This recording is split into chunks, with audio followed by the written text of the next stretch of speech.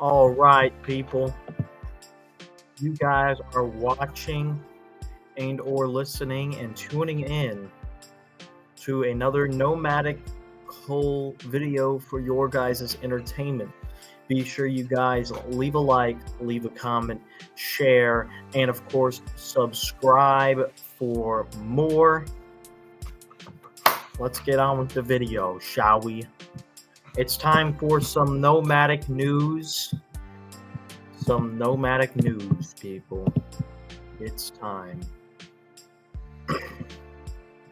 We're just gonna get started, but first I'm gonna grab some water while we wait for some people to come in.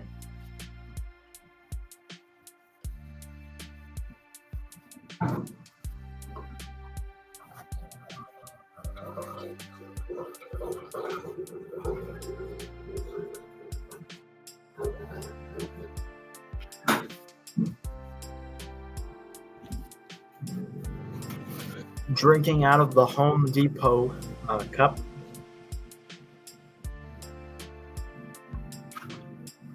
Not sponsored, of course, unfortunately.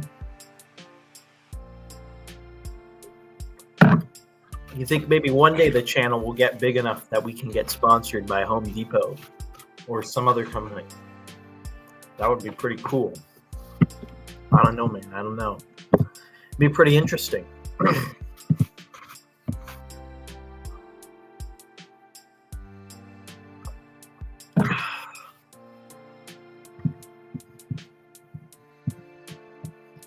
Still no viewer count quite yet.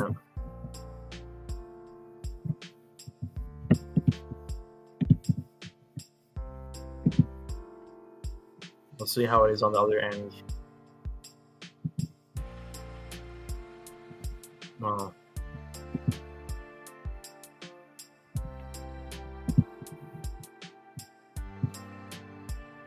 Well, there was one, but now it's going to disappear because that was me on the other tab. Just trying to see if there was a viewer count up. But there is one. This is going to probably go away in a few seconds because nobody's in there right now as of yet. Yet that I know of. I put out an announcement to Discord to see whether or not if people would come over and check out the stream. Oh, I got one ping.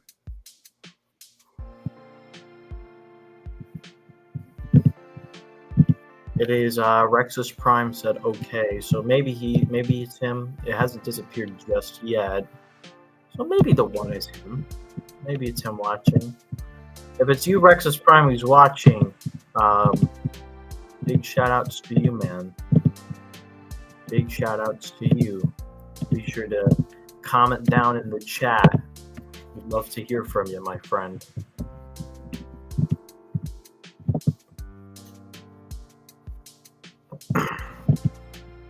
So yeah, a bit of a slow start to the stream. I know, we're just kind of waiting for a few people.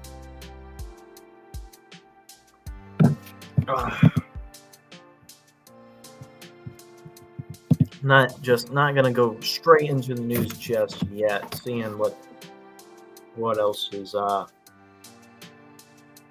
crack-a-lackin', you dig?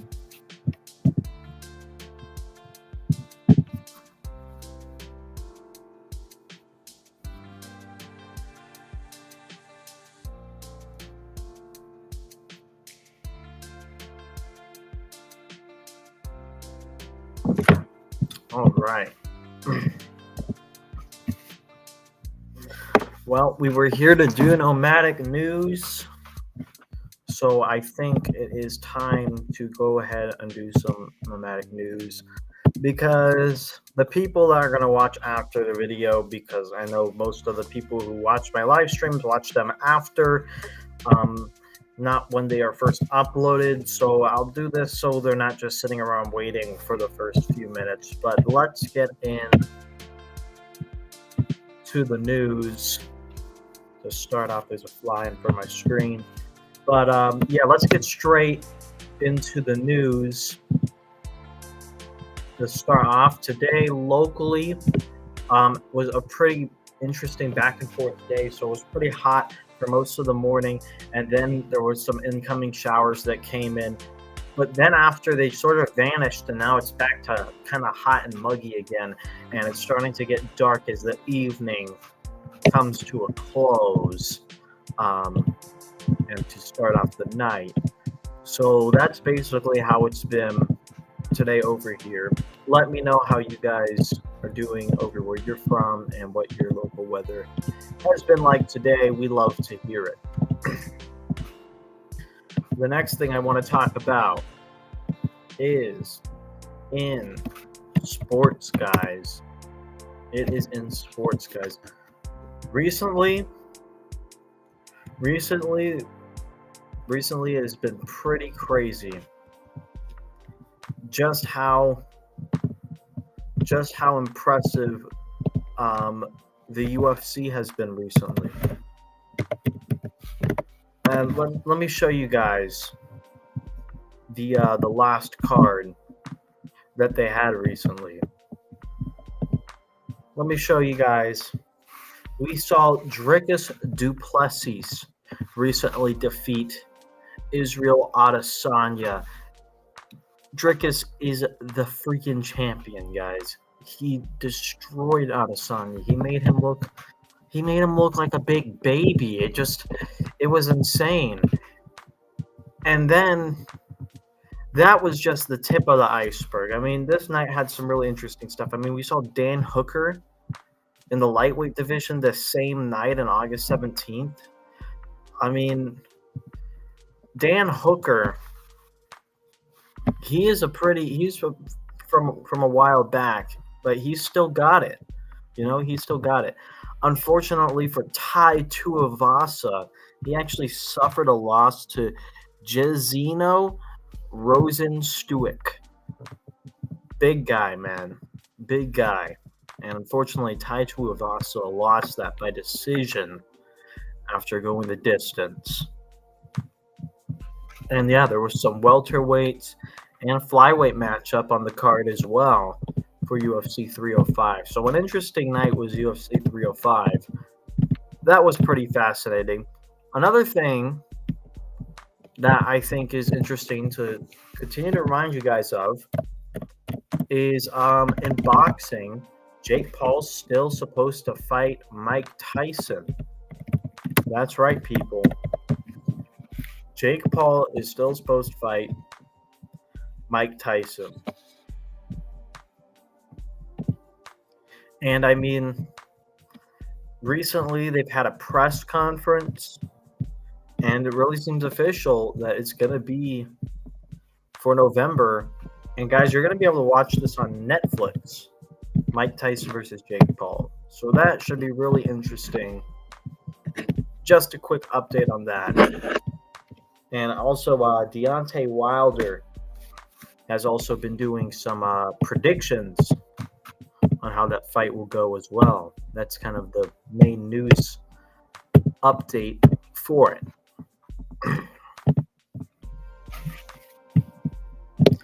The other thing is football season has started. Football season has once again started. As you can tell, I'm wearing a Dallas Cowboys hat. I'm a fan of the Dallas Cowboys. Yeah, it looks like it's going to be an interesting season. Dallas Cowboys have made some interesting off-season moves. There's been a lot of back and forth. We already know Derrick Henry is going to be in Baltimore. It's gonna be an interesting and strange season, guys. But man, it's football season now, and the first games have recently came out. And recently, the Dallas Cowboys have defeated the Cleveland Browns, but nobody's too surprised. I mean, it was against a washed Deshaun Watson with 2 injured offensive linemen. So is anyone surprised? Not really. Not really, but, it's a feel-good story. We'll see how we do next week. Guys. We'll see.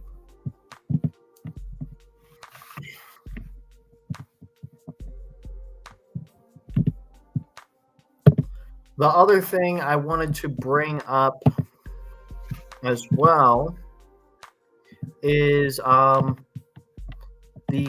RFK situation. It was really interesting. So as you guys know, I was supporting RFK Jr.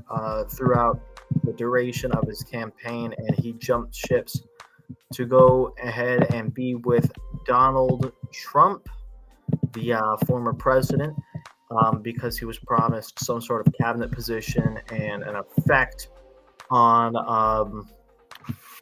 how the administration itself would play out. And it seems like, he gets quite a bit of screen time. He's certainly being platformed on a lot of Republican platforms. He's on Fox News all the time right now, along with Tulsi Gabbard. And he's also recently been put on the presidential transition team as well for Donald Trump. So, I mean, it makes you think, will Donald Trump go through on his word? Seems like it's what he's been hyping. Seems like the MAGA movement, as they call it, it's a make America healthy again and make America great again combined as one movement. It sounds like an interesting idea and an interesting way to try to sway independents to join the Donald Trump ticket. What do you guys think of it in the comments below? But what we know now is that RFK Jr. has taken himself off the ballot in multiple swing states. Some of those swing states are trying to sue him to get back on the ballot, which is really interesting.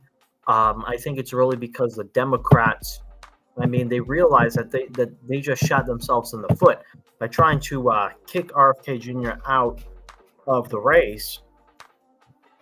RFK Jr., a lot of his fans go to Donald Trump, and that means that you can lose in a lot of these states. So they want him on the ballots in the swing states. And then now he's gone and doubled down. Last week, his message was a lot different.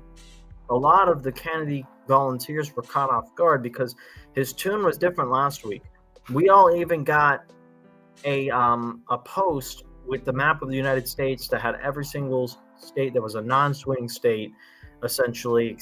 There's a few odd ones on there. Like, for some reason, he was pulling out of Ohio and Maine, which I just thought was weird in the first place. And he was even considering pulling out in New Hampshire. And I'm like, why would an independent candidate pull out in the state where has the most likely chance of success? Well, we all got notified that he is actually trying to pull off of multiple non-swing states as well, as many as he can. Including the state of Hawaii, unfortunately. And it's kind of shocking, but it's what he wants to do to try and sway all these voters to Donald Trump, apparently. I think you're going to get maybe 4 or 5% of that, 9-10% of the electorate to go to Donald Trump. Let's say 1 or 2% go back to Kamala Harris because she's comfy, and the rest either sit on the couch or vote for some other third party like Jill Stein, or Chase Oliver is even appealing to some of these RFK fans. I've mentioned Chase Oliver before, and I've actually given him a second look as well. And some of his ideas are not that bad, but at the same time, he's not a serious candidate at all. RFK, he had a chance to actually do something. I don't think Chase Oliver really does. I think Chase Oliver, it says 2 or 3% of the vote and goes back packing. Well, Donald Trump, he wants to collect as much of the electorate as possible because that's what Kamala Harris is doing. And here's how Kamala Harris is doing it. She's been dodging a lot of questions, a lot of press.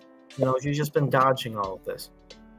Her most recent time actually going out there and speaking in an interview was a softball interview with CNN where she still dodged multiple questions.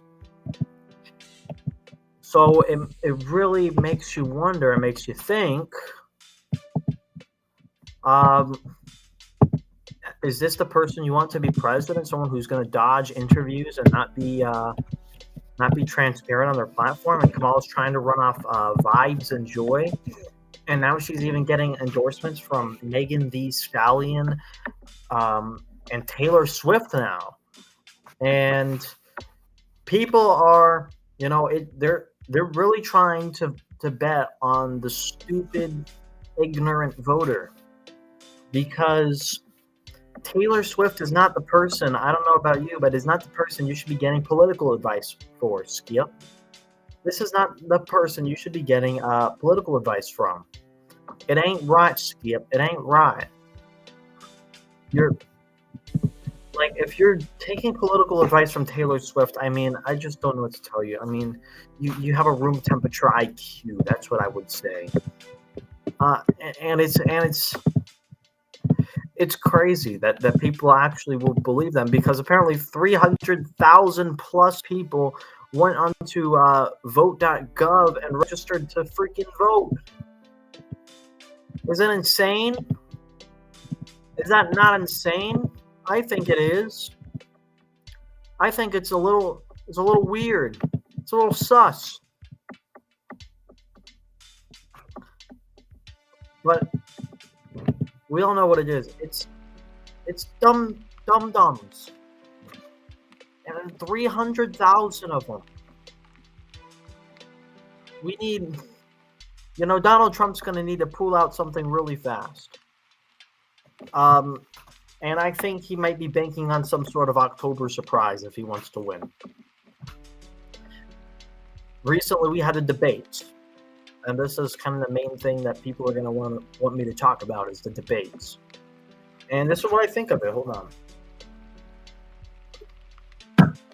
This is what I think of the debate. This is what I think of it. I think it was on ABC. It's one of the main corporations that owns the entire media. The moderators did not do their job. They were not moderators. They were trying to essentially be other contestants. They fact-checked Donald Trump 5 times during the debate and didn't even fact-check Kamala Harris once. And then on MSNBC, they go and say Donald Trump lied 33 times and Kamala Harris only lied 1 time. That ain't right. I heard Kamala Harris lie quite a few more times than that. She did. She lied quite a few more times than that during the debate. And both parties lied, okay? Both of them did. Okay? These guys are not the most honest Johns in the world, okay? A good politician never lies, especially when it's close to election time, right? As they say. But, come on. These guys were fibbing out their teeth. And then, I want to say this. Donald Trump, he got his quips in. He got his one-liner. He got to use Kamala's tool, quiet down and attack you. Sounds familiar. That was his sound clip, his sound bite that he's going to be applying all week as the Republicans just absolutely rage. And then Kamala got her laugh with the isn't it ironic that a felon is telling this to a prosecutor, and that's what the left's going to be raging about all week. Look, both of them got 1 or 2 sound bites in, okay? 1 or 2 decent little jabs in, all right? Both of them also had their stupid dumb moments. You've got the whole internet trolling Donald Trump about talking about the Haitian that ate a cat. All right, I know Tulsi Gabbard did not tell Donald Trump for debate prep to just repeat some random Fox News talking point you heard this morning. I mean, that couldn't have been right. Donald Trump, I mean, he also came off to a lot of people as old and kind of rambling.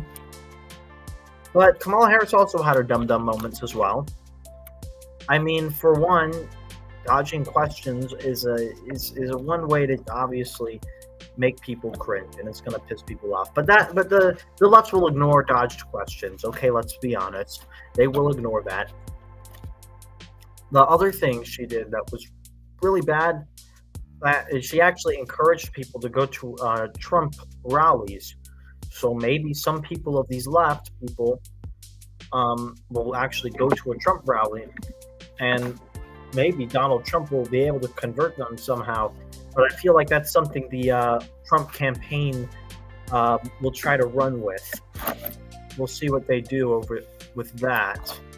But there was a few dumb moments for both of them. And there was a couple nice quips. And honestly, I called the debate, I think it was a draw. I mean, it doesn't necessarily hurt Trump's numbers. It kind of empowers him with his base. I mean, independents care more about the Maha movement than they care about Donald Trump's debate performance, and independents are looking at how Donald Trump has more depth when he speaks on issues. Look, he's not an RFK or even a Chase Oliver by that means on how deep he goes into issues, but he has more depth than Kamala. We can certainly say that, right? He's smarter than Kamala on a lot of these issues, because Kamala isn't outlining any policy, and that's why she's declining these opportunities to have interviews, and she was planning on dodging the debate as well. Now, Donald Trump is basically declaring himself the winner pretty much immediately after the debate. She said because Kamala Harris demanded a rematch after.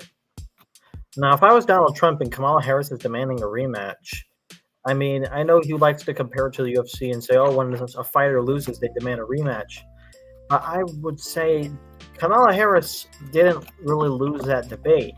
I mean, she kept her composure, she kept cool, she smiled, she didn't look like the cackling maniac that Donald Trump makes her out to be to his fan base. You know, she tried to be level-headed on the issues, and what she tried to do, really, I think she played her cards well, was she was trying to actually win over some of those ambivalent right-wingers, those tweeners, those fence-sitters, and undecided voters. That's what she was trying to appeal to. You know, she said, oh, me and JD Vance aren't going to ban guns. We are gun owners. That's not going to win over a libertarian, but it might win over some tweener Republican who probably thinks, oh, well, I don't like assault rifles, but I want my granddad's shotgun. It might win over somebody like that. I don't know. Do people like that exist in like the Northwest? Maybe. I mean, not Northwest, Northeast. Maybe. Maybe even the Northwest too, like the hills above Portland or something, maybe. But I mean, you're not going to win over a ton of you're not going to win over libertarians, let alone Republicans, with your rhetoric on guns, Kamala. But we'll see. You'll see. There's a chance. But yeah, that's basically what I would say. I would say it was a draw. I'd say Donald Trump should have taken her up on the debate rematch. She should have said, okay, let's debate on Fox with Sean Hannity. Trump would fucking destroy her there. Like, let's be honest. Sean Hannity would shut up, and Kamala Harris would do her talking in circles, and then Donald Trump would do what Donald Trump does and insult her and make her cry, and if he's smart, he targets policy more, but he'd probably get his quips and his one-liner and his insulting him, and it would be the end of it. And Fox News would just keep playing clips of that. And then he can do his October surprise. I don't know. We'll find out what the October surprise will be. That's why it's called an October surprise. Who knows? Maybe the Harris administration will pull out an October surprise. All I know is this fucking election cycle has been a wild ride. It's been up and down. It's been up and down, people. It's been up and down. It's been crazy. But yeah. Anyways, that is the nomadic news for today. Hope you guys enjoyed. Again, be sure you guys leave a like, leave a comment, share, and of course, subscribe for more. Nailed it. This is a Nomadic Cole signing up. Goodbye.